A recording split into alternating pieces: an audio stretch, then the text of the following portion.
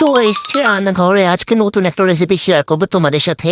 আজকে আলু দিয়ে একটা রেসিপি বানাবো। এর জন্য 3টা আলু নিয়ে এগুলোকে ছিলে নিছি, সুন্দর করে ছিলে নেবা। ওকে, এরপর হচ্ছে এগুলোকে সুন্দর মতন পরিষ্কার করে ধুয়ে পানি ঝরাই নেবা।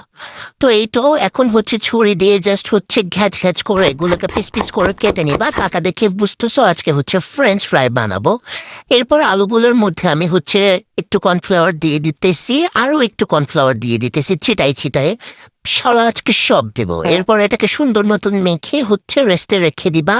কড়াইতে তেল হালকা গরম করে এর মধ্যে আস্তে আস্তে আলুগুলো দিয়ে দিবা, তাড়াহুড়া করা যাবে না। এরপর এটাকে সুন্দর মতন আলতো আলতো করে নাড়তে হবে, জোরে নাড়া যাবে না, বুঝছো? নয়তো কিন্তু এগুলো ব্যথা পাবে। এরপর এগুলোকে আস্তে আস্তে নেড়ে তোমার হচ্ছে অনেকক্ষণ ধরে লাল লাল করে ভেজে নিতে হবে। শালার অনেক টাইম লাগতেছিল, হইতেছিলই না। এই তো তারপর ফাইনালি কালার চলে আসছে প্রায়। এরপর আরো কিছুক্ষণ ভেজে এগুলোকে লাল লাল করে আমি হচ্ছে তুলে নিব। এখন তুলে নিছি, সাউন্ড শুনে বুঝতেছো কতটা ক্রিস্পি হয়েছে। এরপর বাকিগুলো দিতে যায় ভাই, তেল ছিটে আমার হাতে লাগছে, আমার হাত তো চলে গেছে পোড়া।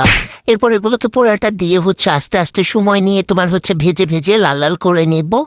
এই তো আমার লাল লাল করে ভাজা শেষ। এরপর আমি সুন্দর একটা বাটিতে নিয়ে নিয়েছি, তোমরাও সুন্দর একটা বাটিতে নেবা, বুঝছো? না তো মজা লাগবে না। এরপর একটু মরিচের গুঁড়া দিতেছি, মরিচের গুঁড়া দেওয়ার পর একটু লবণ ছিটাই দিতেছি, ছিটাই দিবা সুন্দর করে। এরপর হচ্ছে সুন্দর করে একটু বিট নুন দিয়ে দিবা।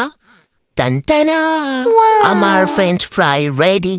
দেখছো কত সুন্দর লাগতেছে না? তোমরা পারো এত সুন্দর করে বানাইতে? জানি পারবা না।